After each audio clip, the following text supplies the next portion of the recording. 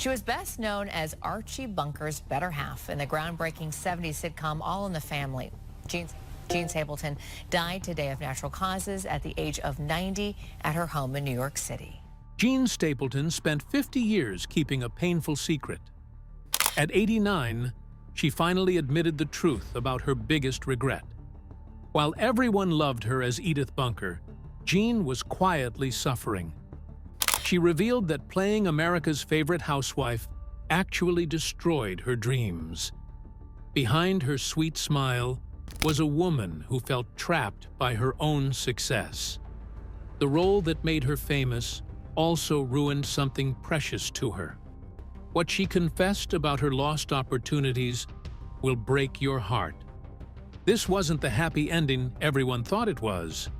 Jean Stapleton was born during a snowstorm in New York City. It was January 19, 1923, and snow was falling hard. Her father, Joseph, rushed over from his billboard job, still wearing his work gloves, just in time to see his daughter being born at Doctor's Hospital. The hospital bill came to $48.75, which was almost a full week of his pay. Her mother, Marie, a concert soprano, signed the birth certificate using her stage name, Stapleton, not knowing that this name would one day be famous on television. By the time Jean was 3 years old in 1926, she was already dancing. Her mother couldn't afford regular lessons, so she traded singing lessons for Jean's tap dance classes at Miss Hattie's school. They cost $1.25 a week, so Jean practiced on a wooden crate from a phonograph company to avoid scratching their floor. At a YMCA recital that summer, little Jean danced to Blue Skies and won a small tin medal for Best Smile. Her father had secretly pawned his pocket watch to buy her a pair of shiny black tap shoes. It was the first time Jean saw how much sacrifice went into chasing applause. Then, the Great Depression hit. After the 1929 stock market crash, her father's advertising work dried up. By 1931, the family couldn't keep up with rent and had to move into a tiny one-bedroom place on Amsterdam Avenue. Money problems brought tension, and one morning in 1932, when Jean was just 9, she woke up to find her father gone. He'd left a note saying he'd return when work came back, but he never moved back in.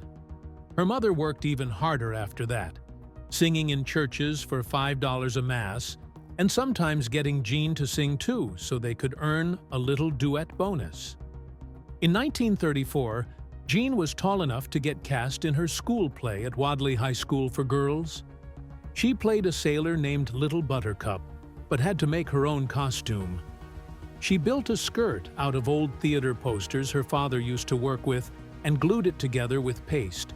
When the set broke during her scene, she made a quick joke on stage that made the crowd roar with laughter. Her classmates wrote about her funny timing in the school paper. She started spending more time backstage, calling the prop room her little laboratory for making people laugh. In December 1935, Jean's mother used the family's entire grocery money to buy 2 balcony tickets for a play called The Women at the 50th Street Theater. Jean was mesmerized. She counted 62 lights on the theater sign outside and made a promise to herself. Someday, she would be the one flipping those lights on. After the show, she mimicked the actress's voice and wrote down a note that said, "Funny equals honesty that hurts." That night, she and her mother shared a bag of roasted chestnuts on the walk home. It was both their dinner and dessert.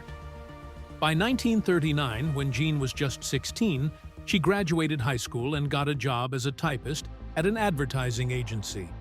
She earned $15 a week and spent her days typing cigarette slogans, then ran off to night acting classes at the American Theater Wing. Her father's income had dropped to just $30 a month, so her job was what helped keep the family going. She once said the rhythm of the typewriter helped train her comic timing, which later made Edith Bunker so memorable. On her 18th birthday in 1941, she officially became Jean Stapleton. She filed her actor's equity form and crossed out her birth name, Jean Murray. She used her mother's maiden name, not just to honor her family, but because there were already too many Murrays in showbiz. Only one other Stapleton was listed. Just 6 months later, she started booking callbacks without an agent. That Christmas, her name appeared in print for the first time in a cast list for Arsenic and Old Lace in Maine. By summer 1941, just weeks after finishing high school, she got her first paid acting role. She earned $12.50 a week as an understudy in that same play, performing at a summer theater in Maine. When the stage manager quit halfway through, Jean volunteered to take over. She learned how to call cues, set up furniture, and run things behind the scenes.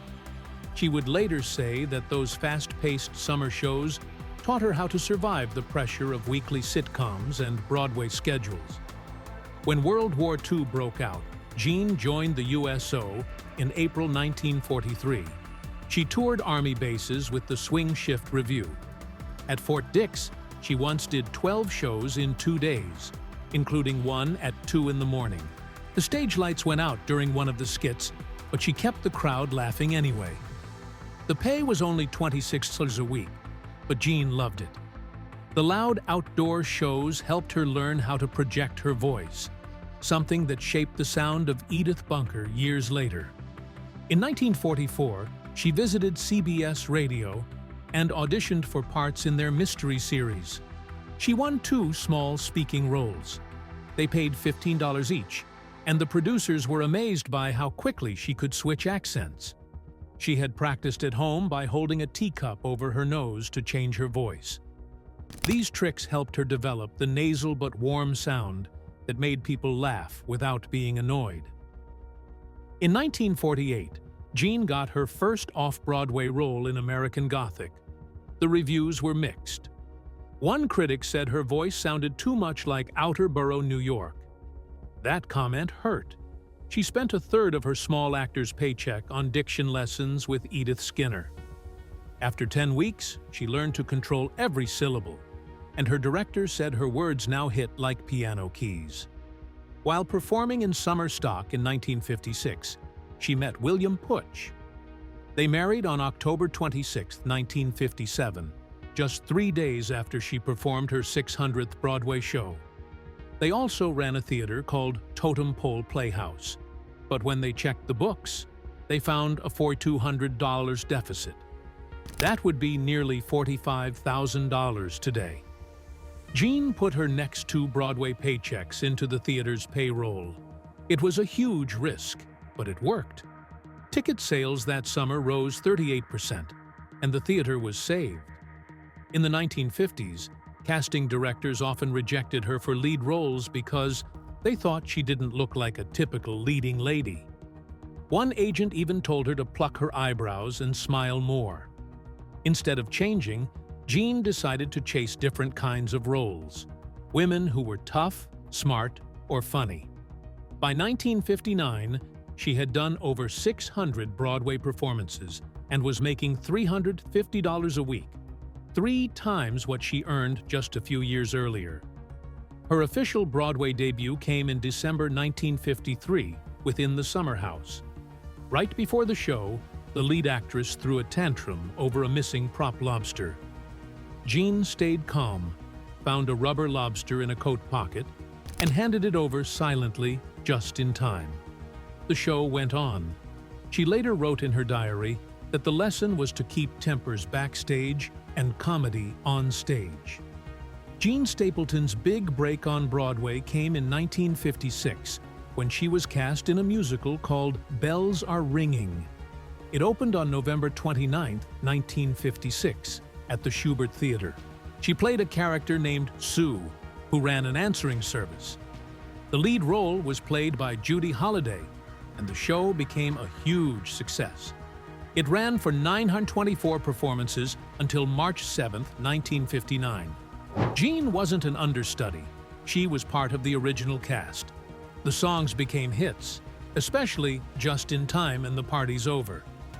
When they made a movie version in 1960, Jean was asked to return as Sue, which proved how important she had become in that role.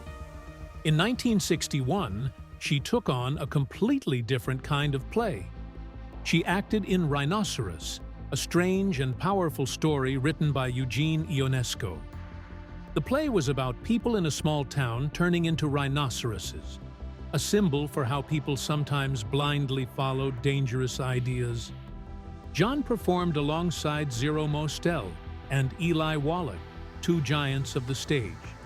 Zero's wild transformation on stage became the highlight of the show. It wasn't just a play, it was a message about the dangers of fascism, and Jean was right in the middle of it. In 1964, she was cast in another major Broadway production. This time, it was Funny Girl, where she played Mrs. Strakosch, a neighbor character who watched over Barbra Streisand's Fanny Brice. The show opened on March 26, 1964, and ran for over 3 years, finally closing on July 1, 1967. It moved between theaters during that time, and it was one of the biggest hits of the decade. Jean's necklace from the show ended up in the Smithsonian, which tells you just how iconic the production became. She was also part of Juno, a musical that opened in 1959. It was based on a serious play set in Ireland during 1921, during the fight for independence. Jean wasn't the lead in that show, but she was part of the cast and helped bring the story to life with traditional Irish music and dance. The show didn't last long, but it showed how versatile she could be, taking on roles that weren't always about laughter. By 1962, Jean started appearing on television. Her first role was as a strict nurse on a drama called The Nurses. That led to guest spots on many well-known shows of the time like Route 66, The Defenders, Dr. Kildare, and My Three Sons. In a 1962 episode of The Defenders, she appeared with Carol O'Connor for the first time. No one knew it then, but a few years later, they'd become one of the most unforgettable TV couples. She also showed up on The Patty Duke Show and Naked City, always playing characters with real heart. In 1970, everything changed. Jean was 47 when she was asked to audition for a new sitcom that would later become All in the Family. Norman Lear remembered seeing her on stage and called her in. At first, she read for the daughter's part, but her unique voice caught his attention. During rehearsals, she created the high-pitched nasal sound that became Edith Bunker's signature. She had to travel back and forth by train from Pennsylvania just to attend callbacks. She was blown away by the script, calling it wonderful and honest. It was clear from the start that she wasn't just acting, she was creating something unforgettable. During the casting process, Jean hid her real age. She was born on January 19, 1923, which made her 48 when the show first aired in 1971. That made her older than Carol O'Connor, who was 46, even though he played her husband. In those days, it was common for actresses to lie about their age to avoid being passed over. Jean later admitted to doing just that. It was ironic, since Edith Bunker was supposed to be a middle-aged housewife anyway. But it was a painful reminder of how Hollywood treated older women. One of the most powerful moments during casting came when Jean and Carol did a chemistry test. They were asked to improvise a fight between husband and wife.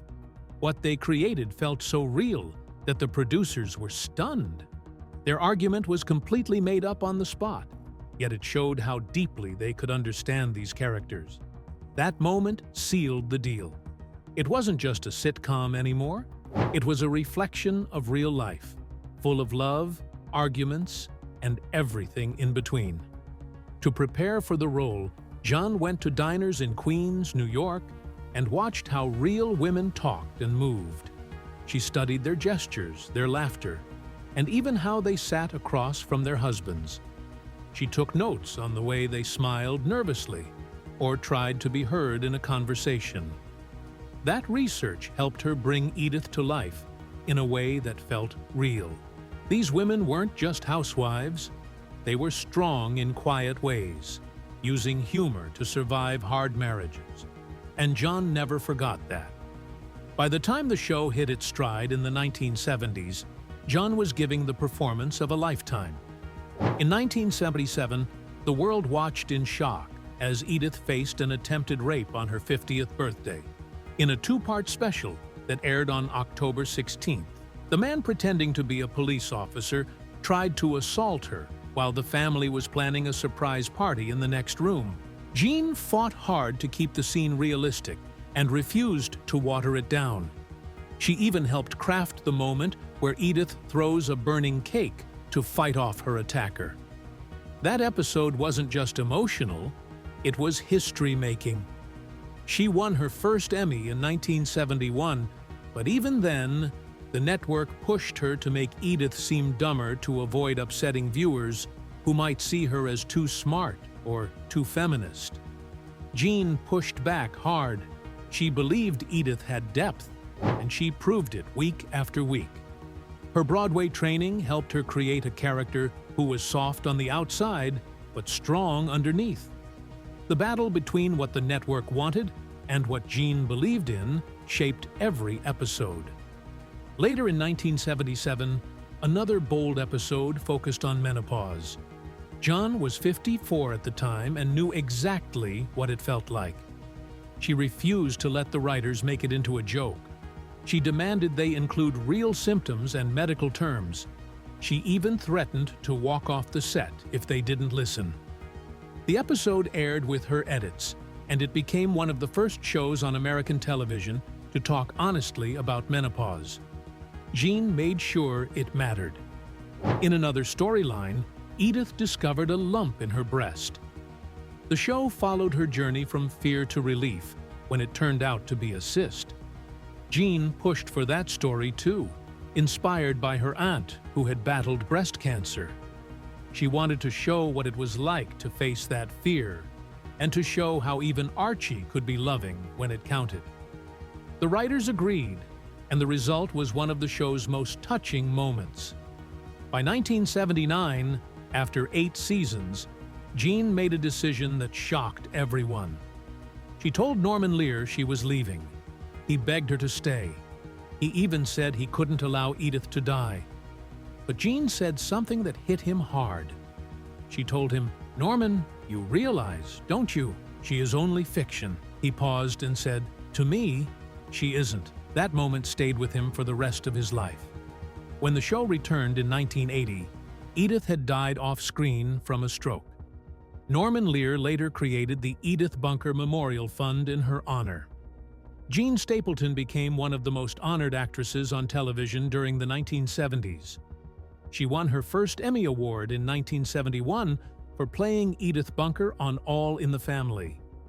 That win was especially meaningful because she was up against stars like Mary Tyler Moore and Marlo Thomas.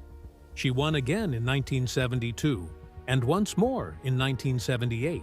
In her speeches, she thanked the Television Academy and spoke about the freedom she felt working with Norman Lear.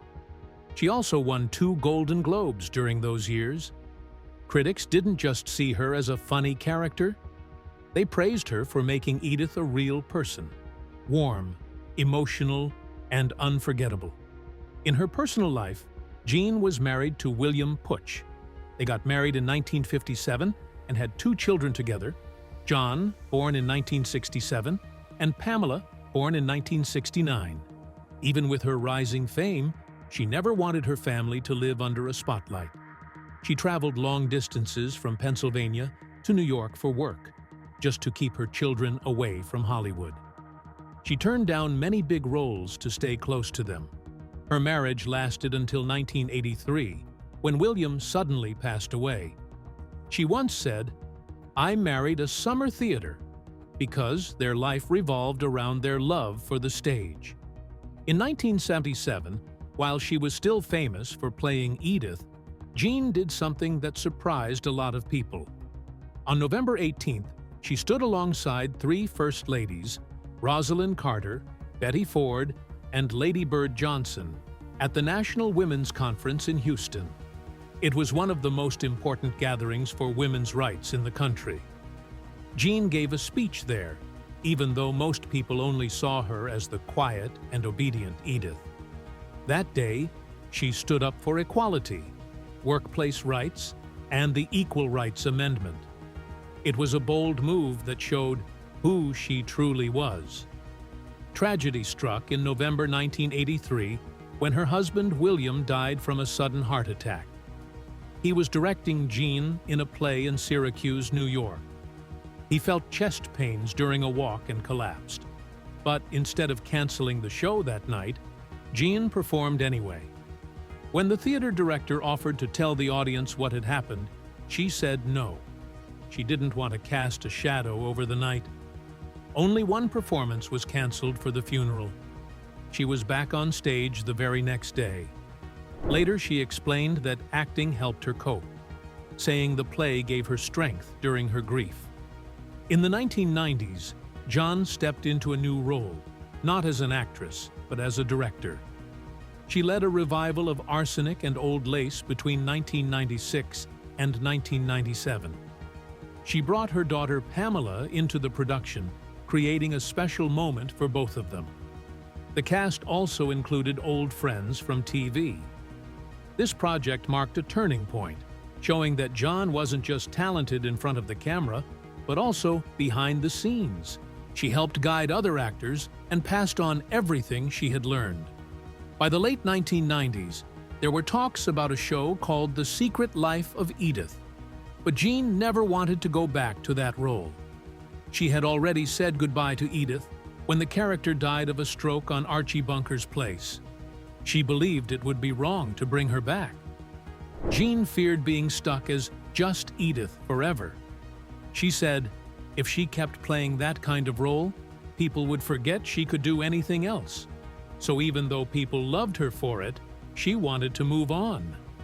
In an interview on November 28, 2000, Jean spoke openly about something she had never said before.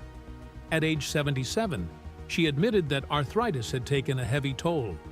She couldn't handle long rehearsals anymore, or even change into costumes. Theater work, which had once been her joy, had become too hard. She turned to voice acting because it didn't strain her body. Her final big role came in 2001, when she played Irene Silverman in Like Mother, Like Son. After that, she quietly stepped away from the spotlight. In 2010, when she was 87, she revealed something that shocked even her biggest fans. She said she regretted not going after more movie roles. After All in the Family, people in Hollywood saw her only as Edith. Even great directors couldn't see past that. She had refused many auditions in the 1980s, afraid of being offered nothing more than small parts as someone's wife.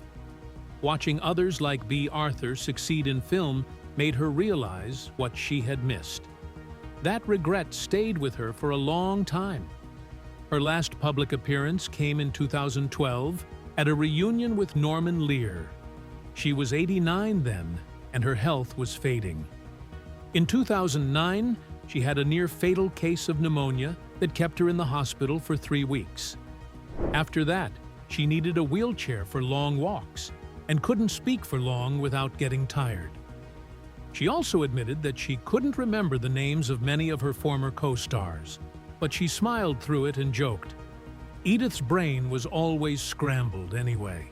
Between 2008 and 2012, Jean quietly opened her apartment to young actors. She mentored them, taught them how to deal with rejection, and shared stories from the early days when she was struggling. She had been turned down over 200 times before finally getting a role in Damn Yankees in 1955. She even told them that in 1962, after one too many rejections, she had thought about ending her life. What saved her was her Christian Science faith. Her apartment walls were covered with old rejection letters, meant to inspire others not to give up. But when her arthritis and memory issues got worse in 2012, she had to stop these sessions. Still, the people she taught never forgot her. Jean Stapleton passed away on May 31, 2013, at 4:17 in the morning. in her Manhattan apartment. Her children, John and Pamela, were with her. She was 90 years old and had chosen to go peacefully, without aggressive treatment. Her last words were, "Thank you for Edith." Just 2 days later was the 42nd anniversary of All in the Family's debut. On June 5th, Broadway dimmed its lights at 8 p.m. for 2 minutes to honor her. Newspapers called her a feminist icon, which surprised many. But they pointed out how she used her talent to give power to millions of women, even while playing someone who never raised her voice. She was cremated in Paramus, New Jersey, and her ashes were scattered in Pennsylvania. Her legacy will always live on, not just as Edith Bunker, but as a woman who turned kindness, strength, and quiet rebellion into something unforgettable.